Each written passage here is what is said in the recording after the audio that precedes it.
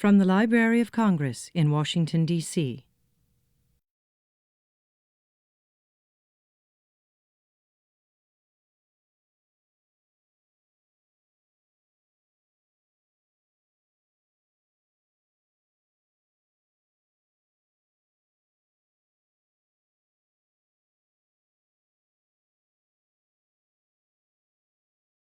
I want to welcome you today. My name is Betsy Peterson. I'm the director of the American Folklife Center at the Library of Congress, and on behalf of the staff, I welcome you all to what will be a wonderful concert. This is the second in our homegrown concert series. We had our first one last week, and so this is the second concert for the month of June. A little bit of background about the homegrown concert series, and I want to welcome you to come to every one of them if you can. But the Homegrown Concert Series is designed to feature the best traditional artists and performers from around the nation. The American Folklife Center, in developing the concert series, works with a network of state folk arts coordinators from around the country to identify and select the best artists. The end result is that we are able to bring these artists representing some of the most important cultural traditions to you right here in Washington, D.C. I also want to thank the Millennium Stage of the Kennedy Center, who is one of our partners. We frequently collaborate in developing these concerts, and for these concerts this June, and this one in particular today, we are also collaborating with the Smithsonian Folklife Festival. And so I want to thank all of those folks. So one last ground rule, today's performance will be recorded. So if you have not turned off your cell phones, please do so now, or else you will be preserved for posterity. And then finally, on to what you all came for. Today we have some guests who came a long, long way to put on a very special concert for you all. This is a concert of Hawaiian hula, music and dance, and it's a very specific hula tradition. It's being presented today by Unukupukupu from the Hawaiian Lifestyles and Humanities Department at Hawaii Community College in Hilo on the Big Island. This is a drumming and dance group. So right now, please welcome Unukupukupu under the leadership of Taupouri Tangaroto.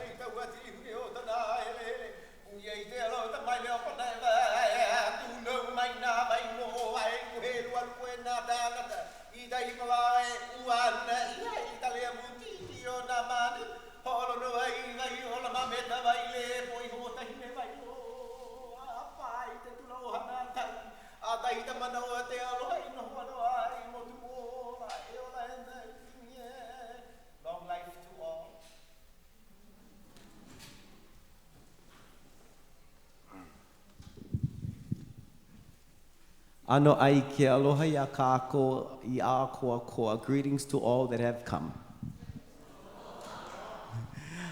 Can you all say aloha? This is Kekuhi, my wife, my daughter Kekuhi. The great-grandmother was Kekuhi, who first entered into the college systems, the university systems on our island of Hawaii, and who decided to indigenize the university system there. The idea that we like academia, but academia needed to be served on a particular foundation that had to be Hawaiian. And so she began that in the early 70s, and we're products of that. We're from Hawaii Community College. We're one of the, on our college, we have a traditional Hula School, which is kind of difficult to find. We try to keep culture and academics sort of separate, but we find that we need each other. We can't have just dancers anymore. We need to have informed dancers, dancers that can articulate why we do the things that we do. And no longer can we say, well, it's sacred and I don't know. It has to be sacred and you have to know. And so we've entered into academia, and we infiltrated academia. We begin programs, and we offer those programs based on a very strong hula tradition, not of the generic sort, the sort that is specific to our island of volcanoes. And so what you will be experiencing today is probably what you don't see on television. It still happens within families. And so we were very fortunate to the Library of Congress for inviting us, because they too are encouraging this for many years, this kind of demonstration of things that come from family. So in all the people that pay the tuition to come into our program, we actually have to adopt in various degrees to become family, to receive the knowledge that we have.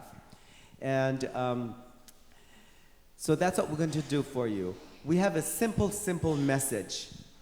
The message is we're born from chaos. When the universe began to form itself and it was very chaotic, we were born from that. We descended from the stars upon the earth. From the chaos comes linearity, how to live in kinship with your environment. From the chaos and the birth of our communities, we found that over the historical timeline, dreaming was always something that was risked from the ancient times. So all of our stories tell us to keep dreaming. Don't forget to dream. And pray that when you wake up, your dreams are right by your side, because those dreams are what you're gonna walk that path. And you wanna be aware of the path you walk. And so we'll be doing a number of things, and you'll be involved in this. One, we'll be recreating the chaos with the drum, the heartbeat of our mother, and the pu, the vibrations of our sky father. For us, the drum is our Mother Earth, and the pu that we send, the trumpet, is what calls all the elements of the sky to be present. And when the father and the mother is present, then we may be born. We'll establish our kuahu, which is our sacred center. We put it on the east because that's where the sun comes up, and we ask to always to be enlightened in what we do. We establish that. That's our kuahu. And then the dancers will dance a set that honors our volcanoes. And the idea is to dance very hard so they begin to sweat. If you go to a lava flow and you're not sweating, something's wrong with your body. You should be sweating. You're at the edge of life and death, and you should be sweating. And so we ritualize that. We bring the water from our inner bodies through the dance, and we wet the floor. And in doing that, we feed this indigenous landscape here. Once the lava is set and our lands are created, we then now enter into the temple drums, or the drum dances. And these are when we began to formulate how it is that we were going to be in kinship with our environment. These stories that come through the dances tell us exactly what to do, what not to do. Okay? And how to evolve. That's the thing. How to evolve as an indigenous people. If we don't evolve, we're not going to be indigenous for very long. The last piece that we do is a dance that encourages dreaming. So it's done behind a screen so that shadows may play on the screen. And the dancers will come from under the screen, the veil that separates the known from the unknown, the conscious from the unconscious. And how to go between the both worlds. And that's what hula people do. Our job is not to entertain, you see. Our job is to go between the world of the known and the unknown, and live amongst our communities. So for many of the culturalists in Hawaii, we have very strong hula foundations. It's one of our institutions of learning that we never lost. Our king says it is the heartbeat of who we are. And so hula will always be with us. And then we present a gift of salt. And that is, we have to leave a gift. We have to leave a gift to this indigenous landscape. And then we close. We begin with the chaos again, so that when you leave, you leave ready to give birth. When you step out into the light, you're enlightened. So please do step into this dream with us. Eli Eli Kaumai.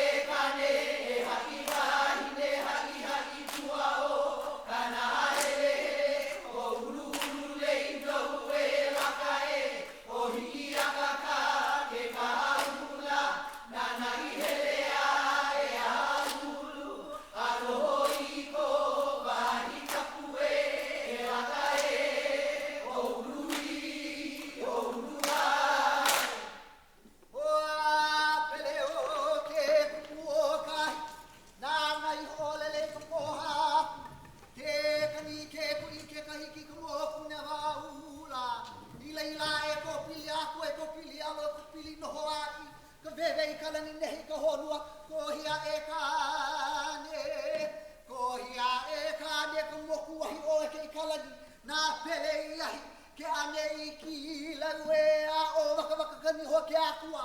Ai o hako ho mea ke akua. Hele a e ako mo I ka hale o Pele.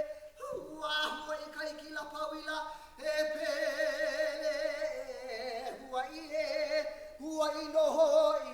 Eli eli kaumai ai. Hulia. Kamo na vera I ke ahi mea mo ano pukapukapu I hanai. I ke ao Unukupukupu na lele mai niuka. O ke kako I ko o ke le mai kaua. O ka mai au kani polole. Kani le ale a o ka hini hini. Kani kua manda o ka mapole o nui kani. Poha poha.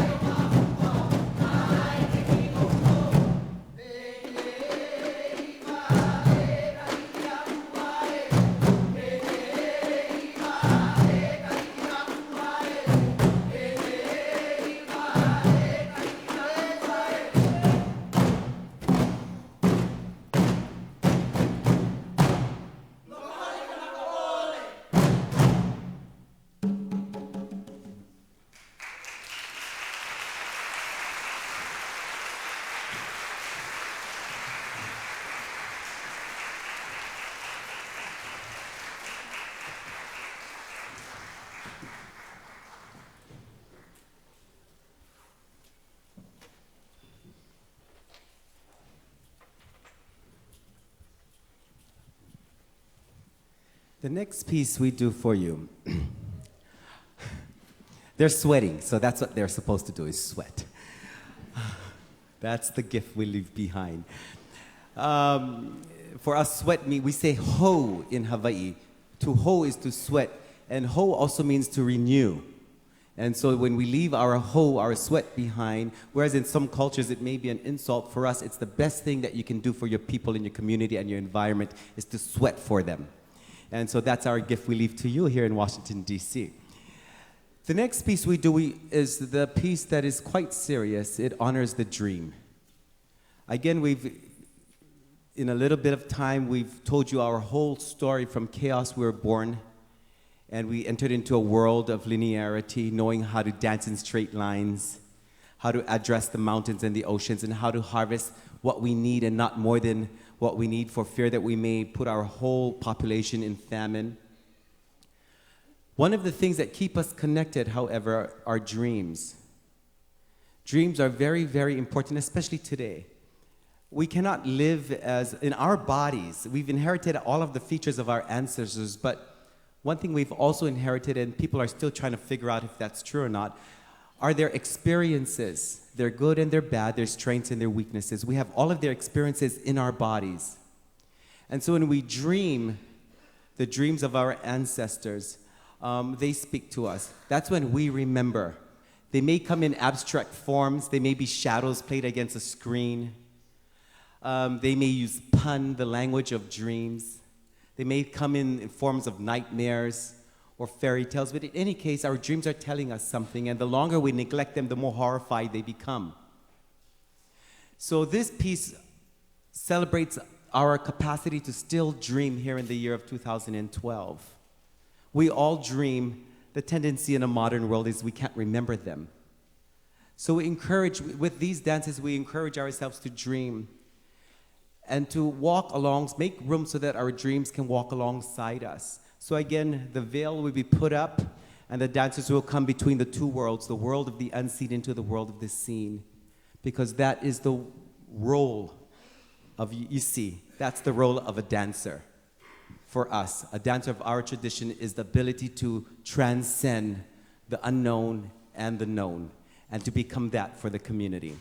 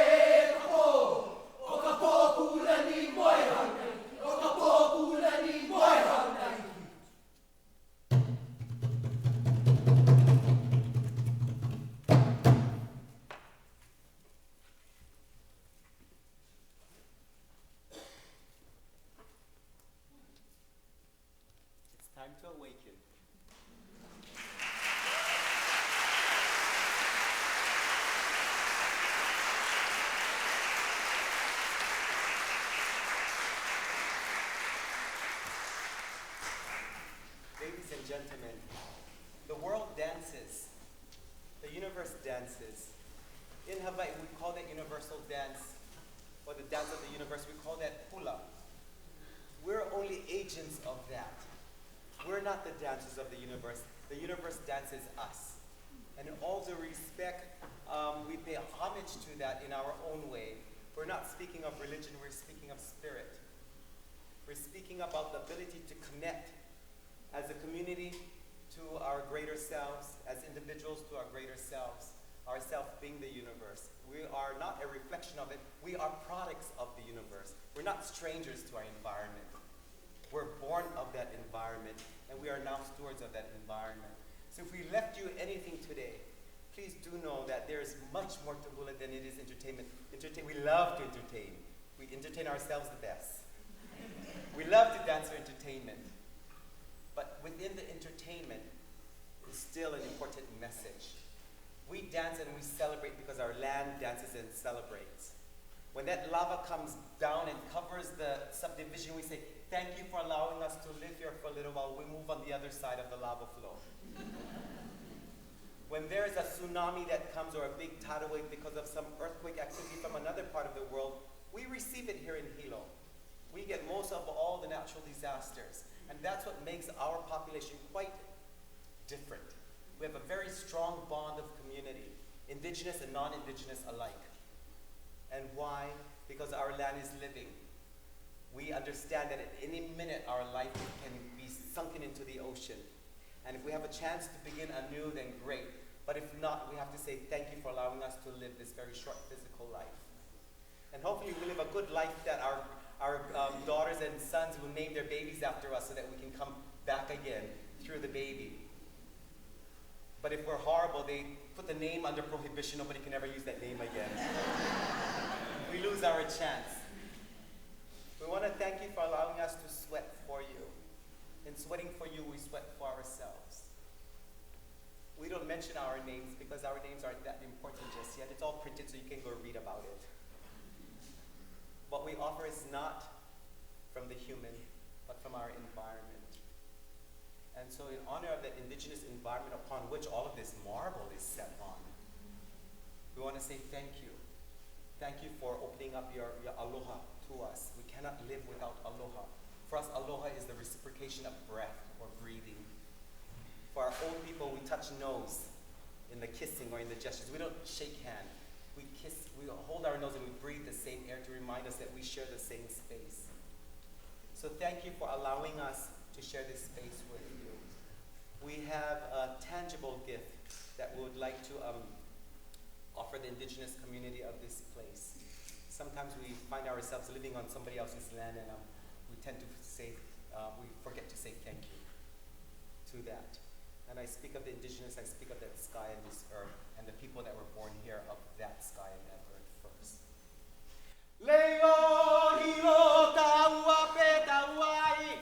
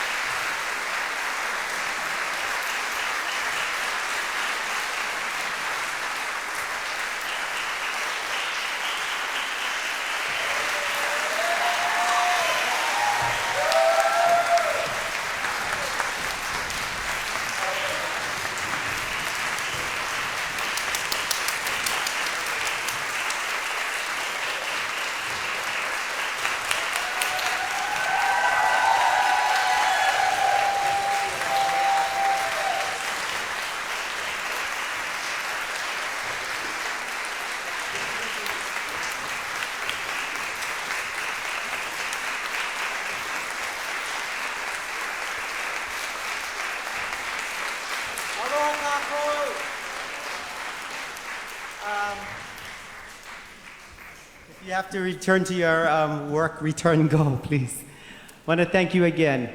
The people in yellow, first of all, these are my daughters, and then my wife. It's from their, again, their great-grandmother and great-great-grandmother that we inherit this tradition. Our tradition says that our dance comes from the volcano itself.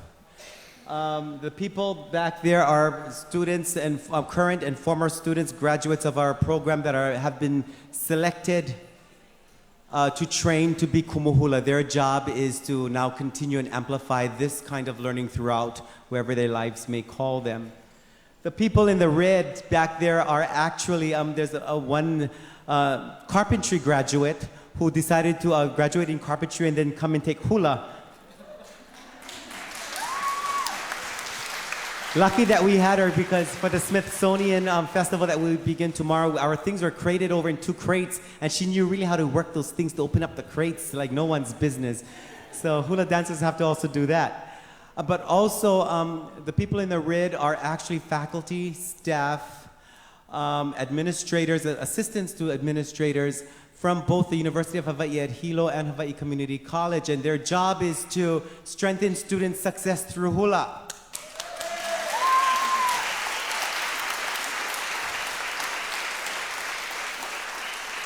So what they do is they step into the learning environment and remember what it's like to be students.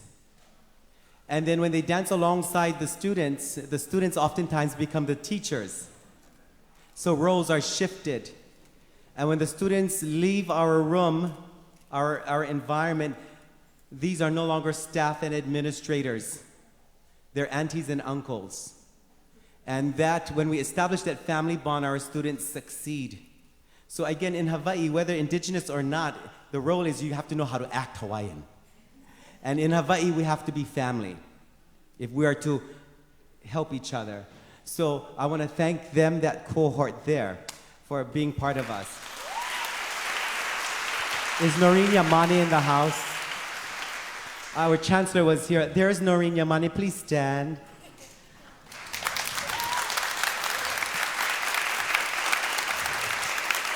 Noreen Yamani is our chancellor at Hawaii Community College. And she's one of the greatest supports that we have. She not only supports things Hawaiian, she advocates for things Hawaiian. Mahalo very much to Noreen and your family for helping us get here. Now what I want to do is I need to relieve them because we have to get out and we have to pack up a lot of stuff. But so you may leave. Do you have any questions? Mahalo Anui. Do you have any questions that I may answer? Yes.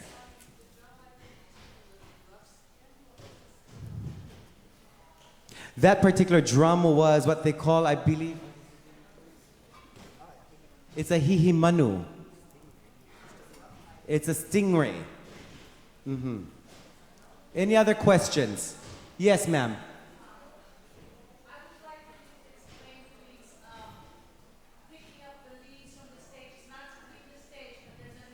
Thank you. Yeah. We don't like to leave our mess. We like to make sure we pick up after ourselves. But because these are worn within the ritual and they fall in the ritual, they belong to the ritual. So we put them in the lower level of the shrine and then we gift them. So in that is the sweat of the dancer, which is a very concentrated extension of the dancer. So we ask that if you receive them, that you take good care of them. If you leave it outside and a dog sleeps on it, our dancer could get sick, actually. So it actually is a strong demonstration of our knowing that you will take care of us. And that's why we do that. It's part of us. It's from our forest. So we give you a piece of our land, thanking you for sharing yours with us. Any other question?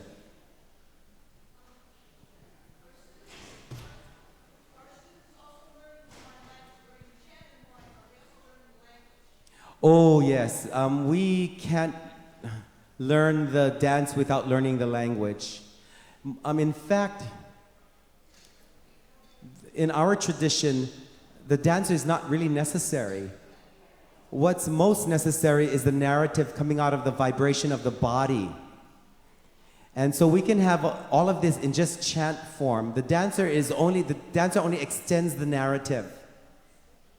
And so in this world where we like to put a lot of attention on the diva dancer, don't care what she's dancing about, or he, and just looking at a nice body moving in tights, well, our tights don't look nice on us after a few years. So, but for us, the attention is on the words. And because our words, one word can mean a couple of things depending on what you put your accent in.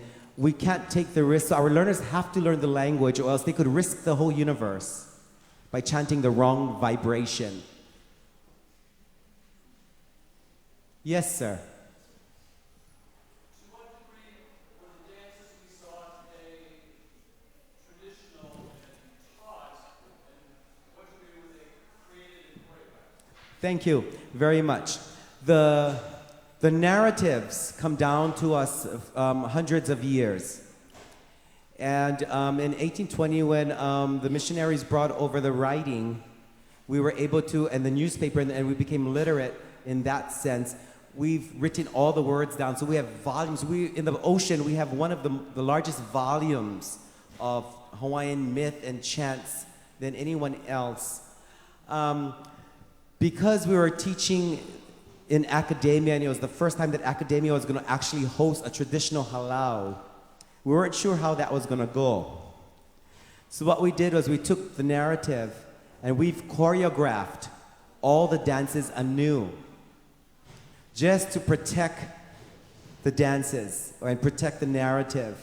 When we inherit a dance from a previous generation, we got to dance it as close to exact as we've inherited them. And because students are coming in and paying tuitions and it's free open door policy, we weren't willing to risk our most ancient choreography. We could share the narrative, but the choreography had to be developed anew. This choreography is developed within the style of the one I inherited. And the teachers that I inherited from came and approved of it. But all of the dances that you see here come from dreaming, the choreography piece. They come from dreaming, and when you inherit the dance many generations, you inherit a particular way of communicating the dance. So particular motions. So any schooled hula dancer would be able to look at another school and see, you dance for this school. By the way they move their body and the way they tell the story, you can tell what island they're from. So we share a lot of times the same stories across the archipelago. It's how the body interprets the song that we can tell from what island that interpretation is coming from. So the narratives are all ancient. The choreography has been, they're about 10 years old. Yes.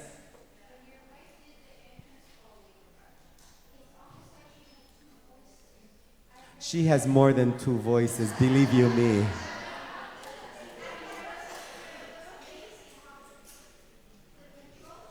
Yes. There's a number.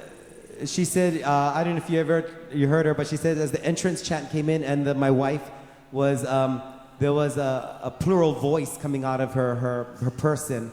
We're trained to allow our ancestors to chant through us. And because the kind of dancing we do, we don't place accent on gender. We're all female and male to different degrees. And so we honor the male and the female together in equal balance. And when we do that, what we do becomes sacred. And so oftentimes you'll hear a male voice or a female voice coming out of the body. And that is to honor those energies. So not because we check the F box, that means we have to chant at that range. We don't have boxes to check, you see. We just chant, and we're trained to allow that spirit to come out. And sometimes in the middle of chanting, there's other voices that come out. And we've not heard them in a long, long time. But an older person will come and say, that was what your great-grandmother used to sound like. And they'll honor that voice. So that's what we do. The entrance chant, when she came in through the door, it was asking permission of the universe to receive us, by the way. We can never just come on and assume that we're going to be received. So we ask to be received. Any other questions? Yes, sir.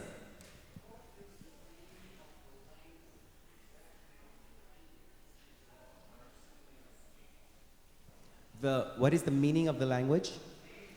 Oh, it's the Olelo Hawaii, Hawaiian language, Olelo Hawaii. Is that what you're asking? What is the name of the language? Olelo Hawaii means the Hawaiian tongue, or we say the Olelo Makuahine, the tongue of our mother. And it is the language that's indigenous to our area. And it's an oceanic language. So it's, if we spend time in Tahiti and in Samoa, we all speak the same language with different sort of dialects. In fact, the language, Austronesian language, goes all the way back to parts of Malaysia and the Philippines also. We do descend from the stars. That's one of our traditional stories. But also we have migrations that came from those island chains to Hawaii. So with that came a lot of these traditions. Okay, pau. Pau means we finish. This has been a presentation of the Library of Congress. Visit us at loc.gov.